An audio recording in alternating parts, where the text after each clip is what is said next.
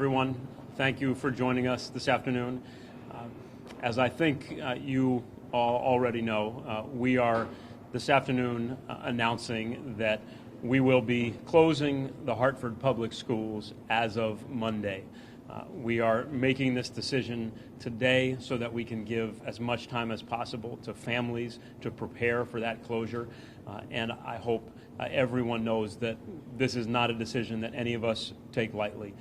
We have been in constant consultation with public health experts, with our colleagues at the state, with colleagues around the state. And as you also know, there are many districts and many cities that are coming to the same conclusion.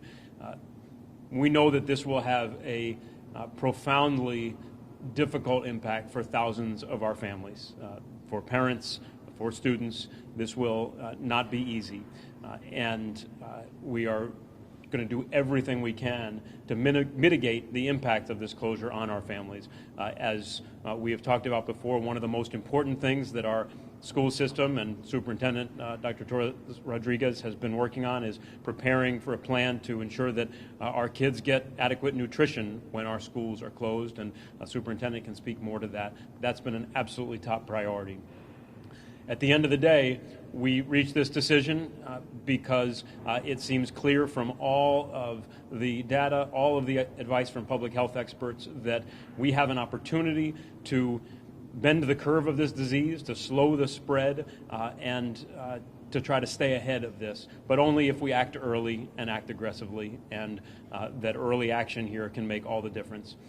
So with that, I'd like to ask Superintendent of Hartford Public Schools, Dr. Leslie Torres Rodriguez, to come up and speak. And then I'd like to ask Superintendent of Creek Schools, Tim Sullivan, to come up and speak as well, as both HPS and Creek Schools are making this decision in coordination and at the same time. Thank you very, very much.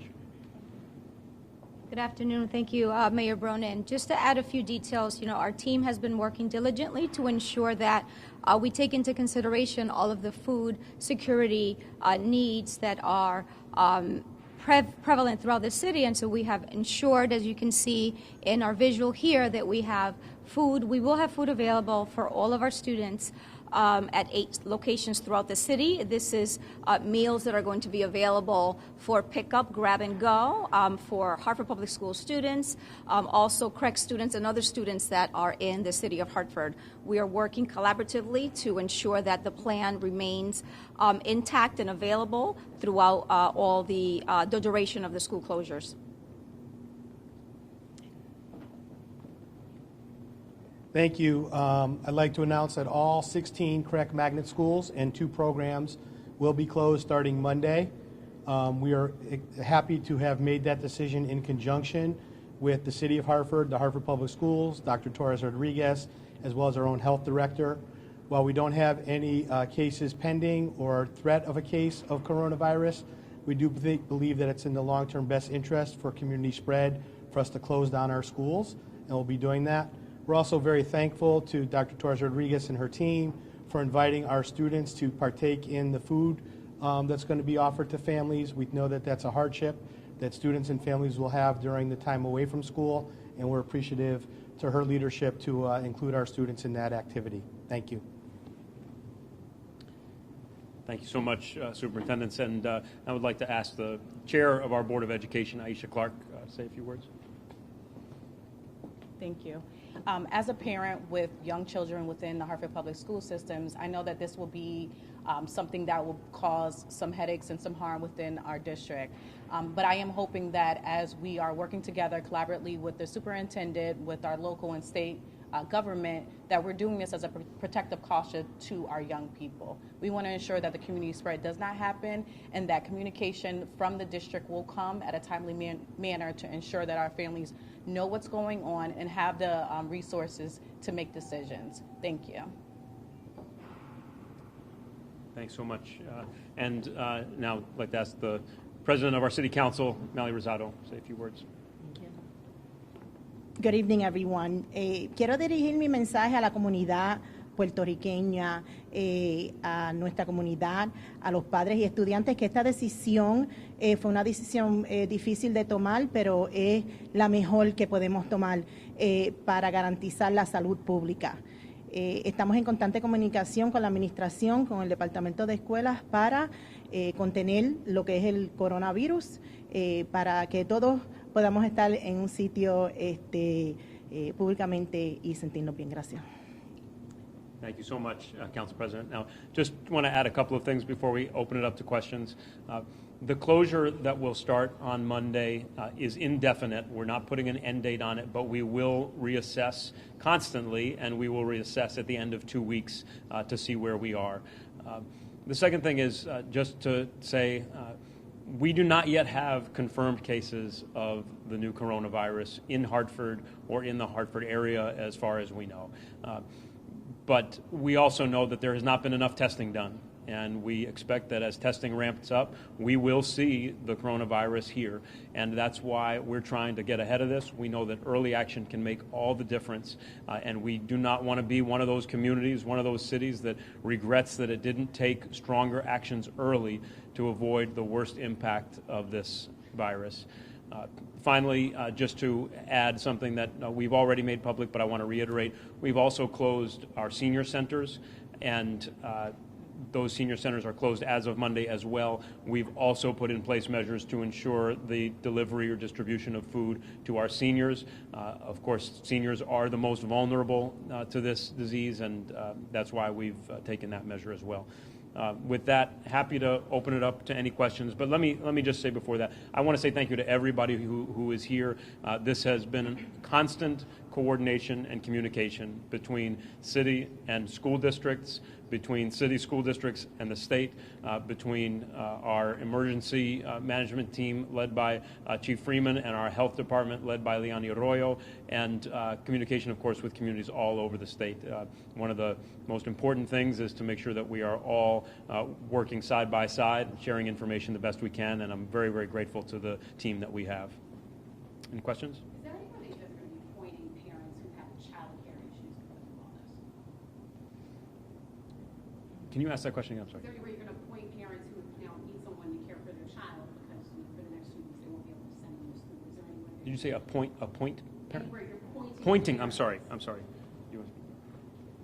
So one of the reasons why we wanted to alert our families today about being closed starting on Monday is to allow opportunity for families to make necessary arrangements. We do know that this is going to be a potential hardship to our families. We are working with other providers in the city to determine whether or not opportunities are going to be made available. I know that, in conversation with the mayor and others, we're collaborating with YMCA, Boys and Girls Club, to explore the options that they will have available. We will have that information readily available to our families.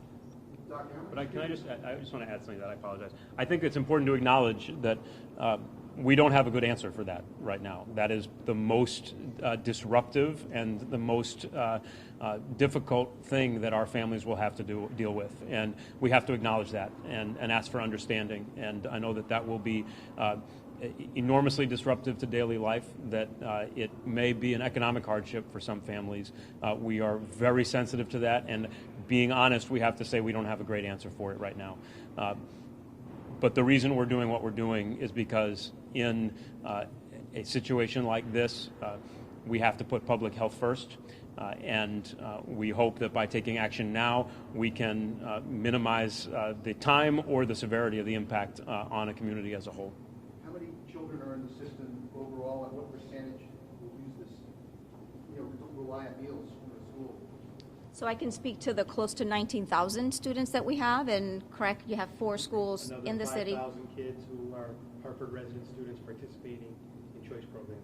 In addition to others that we have. So Achievement First has students in the city, Jamoki Academy, and so we can think anywhere close to 21,000 students that potentially will access. Again, grab and go. They will have access to a hot meal they can pick up, and also with that hot meal, they will have a breakfast for the next morning.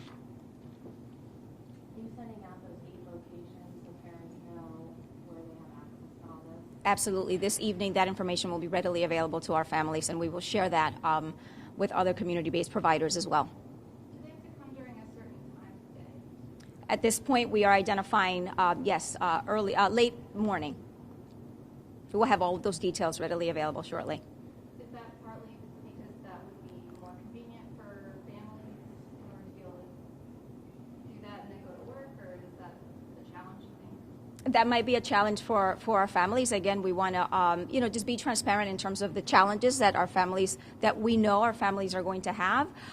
It is because we want to make sure that students have access to the hot meal and then also have a meal for the next day. The other thing that we had to take into consideration is the amount of exposure, right? We want to limit the amount of contact that our students and the staff that is working on this project are going to have. And so it will be, anywhere from 45 minutes to an hour at each of the sites is what we're initially thinking about.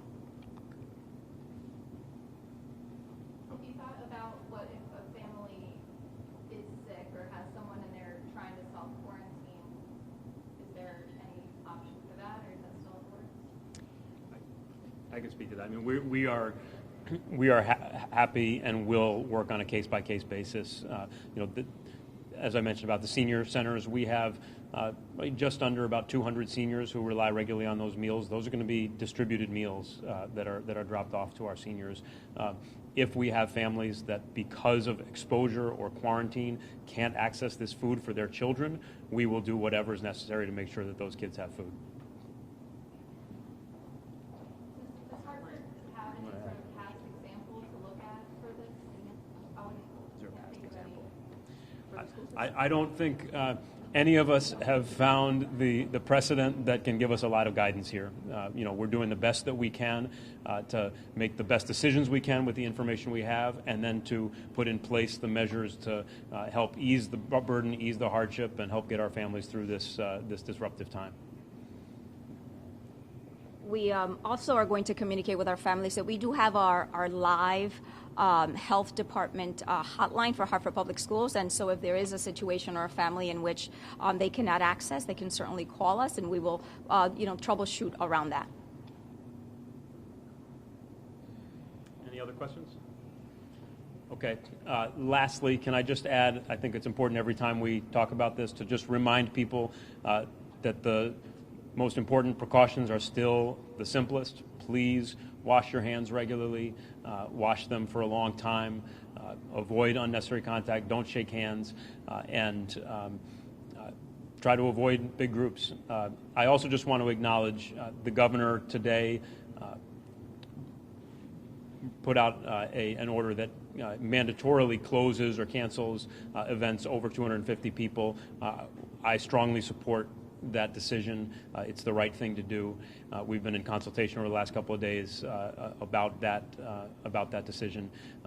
But I encourage everybody to avoid those gatherings that they don't need to go to no matter what. It's not just those who hit the 250 threshold. There's no magic to 250. There's no magic to 100. The way that we slow down the spread of the coronavirus is to try to disperse, try to avoid large groups of people gathering together where transmission could occur. That's why we're making the decisions that we're making as public officials. But please, everybody keep in mind there are decisions that you can make as individuals on a daily basis that will make a difference too. Thanks very much.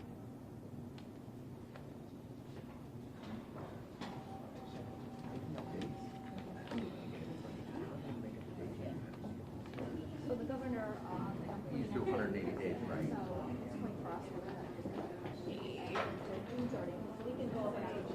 But now I need to take back. No. Early this spring, if you have a spring break.